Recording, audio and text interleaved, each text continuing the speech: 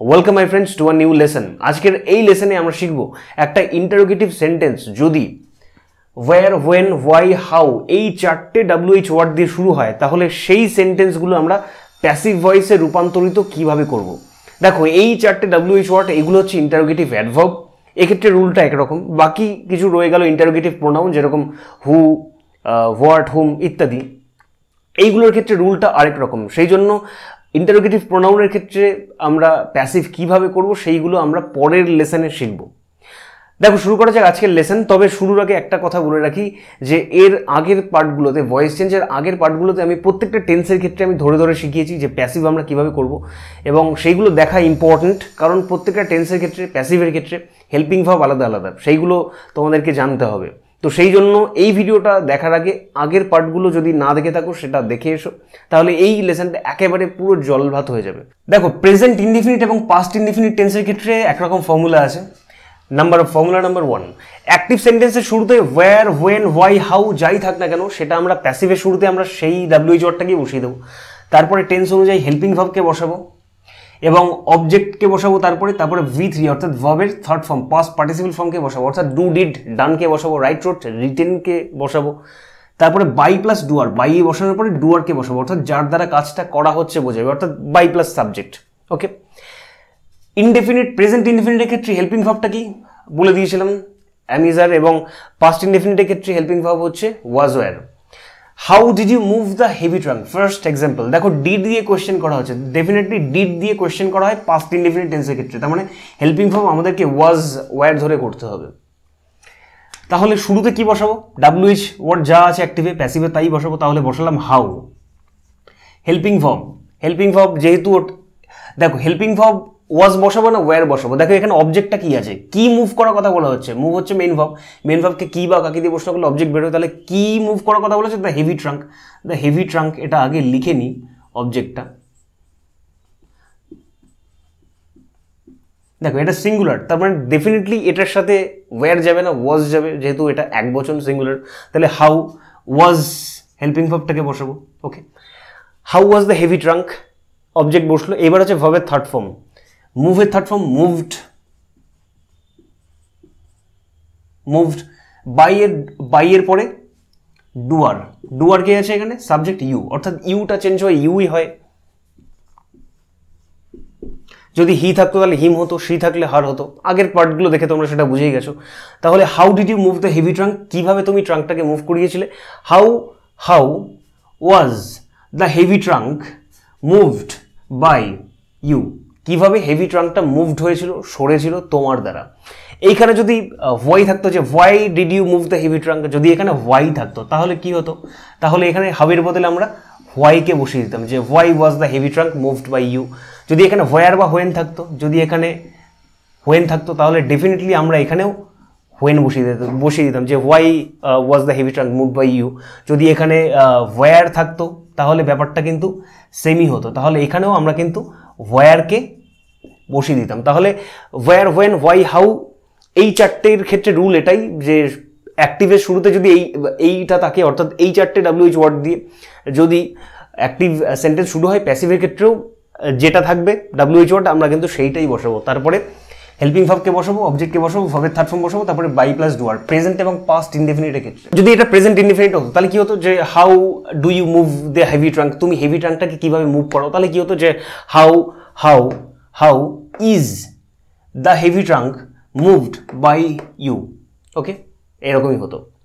এবার দেখো formula number 2, present এবং পাস্ট কন্টিনিউয়াসের ক্ষেত্রে, প্রেজেন্ট এবং পাস্ট এবং ফিউচার পারফেক্ট টেন্সের ক্ষেত্রে এবং ফিউচার ইনডেফিনিট টেন্সের ক্ষেত্রে, এই কয়েকটা টেন্সের ক্ষেত্রে আমরা ফর্মুলা সেকেন্ডটা অ্যাপ্লাই করব। ফিউচার কন্টিনিউয়াস বললাম না, কারণ ফিউচার কন্টিনিউয়াসের ক্ষেত্রে আমরা প্যাসিভ হয় না জানি, তবুও আজকাল ফিউচার কন্টিনিউয়াসেরও প্যাসিভ করা হচ্ছে, এবং সেটা আমি নিয়মও দেখিয়েছি যে কীভাবে কোন রুল অ্যাপ্লাই করে সেটার ফিউচার আজকাল করা হচ্ছে। তোমরা আগের পার্টগুলো সেখান থেকে দেখে নাও, but it's not that important. Okay, সেক্ষেত্রে শুরুতে ওয়্যার, হোয়েন, হোয়াই, হাউ যাই থাক না কেন সেটা বসাবো, তারপরে হেল্পিং ভার্ব বসাবো, তারপরে অবজেক্ট বসাবো, এবং তারপরে বি অথবা বিং অথবা বিন এইটাই নাম্বার 1 এর থেকে নাম্বার 2 ফর্মুলার হচ্ছে এটাই আলাদা। অবজেক্টের পরে আমরা বি, বিং অথবা বিনকে বসাবো। বিকে আমরা কখন বসাবো? যখন সেটা ফিউচার ইনডেফিনিট টেন্স থাকবে তখন সেটা বি বসাবো।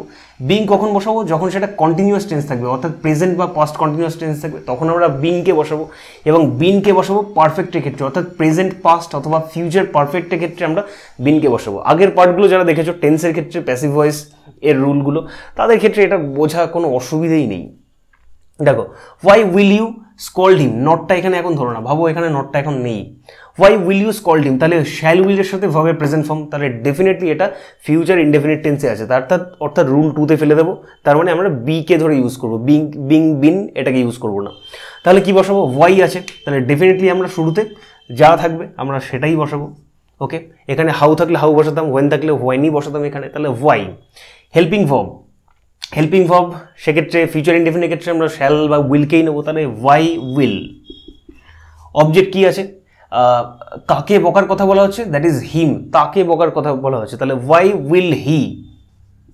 দেখো, হিমটাকে আমরা যখন প্যাসিভে, হিম যদি অ্যাক্টিভ সেন্টেন্সের ক্ষেত্রে যদি অবজেক্ট থাকে তাহলে সেইটাকে প্যাসিভে আমরা যখন শুরুতে বসাবো, অর্থাৎ প্যাসিভের সাবজেক্ট করে বসাবো, তখন আমরা কিন্তু সেটার সাবজেক্টিভ ফর্মকে বসাবো। অর্থাৎ এখানে হিম থাকলে আমরা হিকে বসাবো, এখানে যদি হার্ট থাকে তাহলে এখানে আমরা শিকে বসাবো, এখানে যদি দেম থাকে তাহলে আমরা সেখানে দেকে বসাবো। তাহলে ওয়াই উইল হি।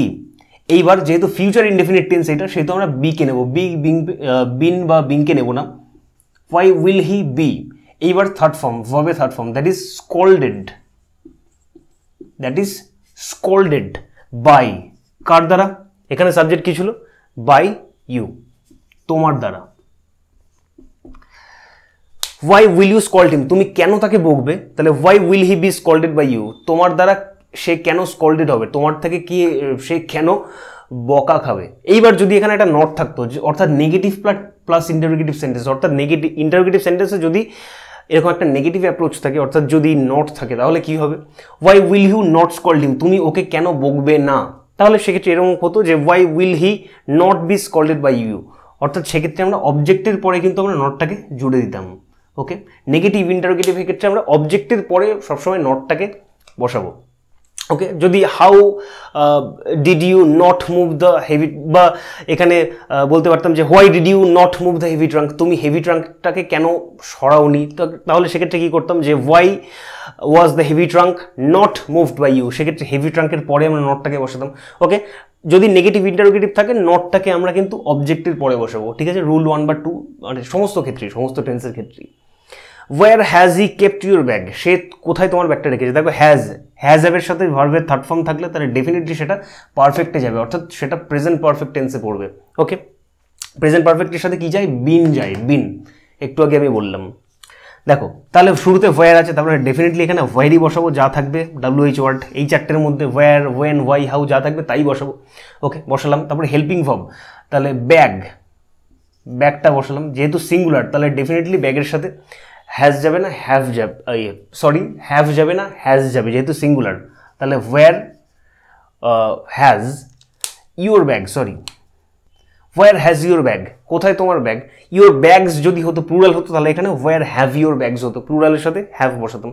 তাহলে where has your bag, where has your bag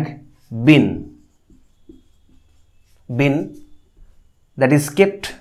পারফেক্টের ক্ষেত্রে ভাবে থার্ড ফর্মেই থাকে সবসময় অ্যাক্টিভে, তাই যা আছে তাই বসিয়ে দেবো। কেপ্ট ছিল, কেপ্টই বসাবো। বাই হি আছে, তাহলে হিটা গিয়ে চেঞ্জ হয়ে কী হয়? বাই এর পরে গিয়ে হিম।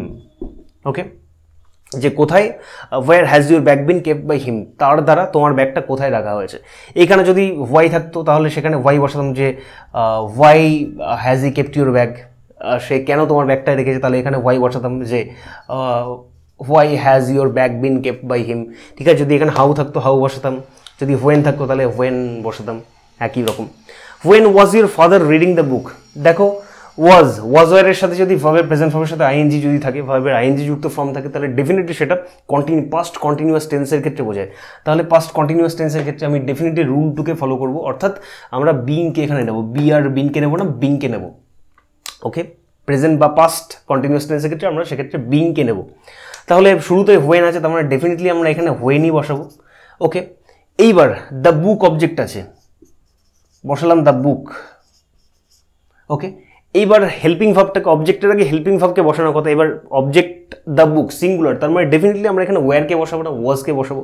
যদি দ্য বুকস থাকতো তাহলে আমরা সেক্ষেত্রে কিন্তু ওয়্যারকে বসাতাম, যে ওয়েন ওয়্যার দ্য বুকস। যেহেতু দ্য বুক আছে তাই আমরা ওয়াজকে বসাবো, তাহলে ওয়েন ওয়াজ দ্য বুক। ওকে, তাহলে ওয়েন ওয়াজ দ্য বুক। এবার হচ্ছে বিং, যেহেতু continuous tense, being. Third form read, রিডের থার্ড ফর্ম হচ্ছে রেড, অর্থাৎ স্পেলিংটা একই থাকবে, উচ্চারণটা হচ্ছে রেড, উচ্চারণটা পাল্টে যাবে, রিড রেড। বাই, সাবজেক্ট কে ছিল, ডুয়ার কে ছিল, ইয়োর ফাদার, দ্যাট মিনস এটা তো নো চেঞ্জ, ইয়োর ফাদার। তাহলে when was your father reading the book, তোমার বাবা কখন বইটা পড়ছিল, when was the book being read by your father. Okay, তাহলে এখানে যদি সেন্টেন্সটা ওয়াই দিয়ে শুরু হতো, যে why was your father reading the book, সেক্ষেত্রে আমি বলতাম এখানে হয় বসিয়ে দিতাম যে why was the book being read by your father. এখানে যদি ওয়েন থাকতো তাহলে এখানে ওয়েন বসাতাম, এখানে যদি ওয়্যার থাকতো তাহলে এখানে ওয়্যার বসাতাম। যদি এখানে নট থাকতো যে when was your father not reading the book, তোমার বাবা কখন বই পড়ছিলেন না, অর্থাৎ নেগেটিভ প্লাস ইন্টারোগেটিভ থাকতো। যদি ইন্টারোগেটিভ সেন্টেন্সে নট থাকতো তাহলে সেক্ষেত্রে আমরা প্যাসিভভাবে করতাম যে when was the book not being read by your father. সেক্ষেত্রে আমরা একটু আগে যেটা বললাম যে অবজেক্টের পরে আমরা নটকে বসিয়ে দেবো। ওকে, ভেরি সিম্পল। এবং এটা আরও বেশি সিম্পল হয়ে যাবে, স্ক্রিনশট তোমরা নিয়ে নিতে পারো, স্ন্যাপশট। এবং এটা আরও বেশি সিম্পল হয়ে যাবে যদি তোমাদের আগের টেন্সের পার্টগুলো দেখা থাকে, যদি তোমরা টেন্সের ক্ষেত্রে প্যাসিভ ভয়েস কীভাবে করবে সেই রুলগুলো তোমাদের যদি মনে থাকে, জানা থাকে, সেই ভিডিওগুলো যদি দেখা থাকে, তাহলে এই ভিডিওটা, এই লেসনটা একেবারে জল ভাত, মানে বোঝা কোনো ব্যাপারই না। ভিডিওটা যদি ভালো লেগে থাকে please like this video and please subscribe to my channel, subscribe করে পাশে থাকো and share this video with your friends. Thanks for watching.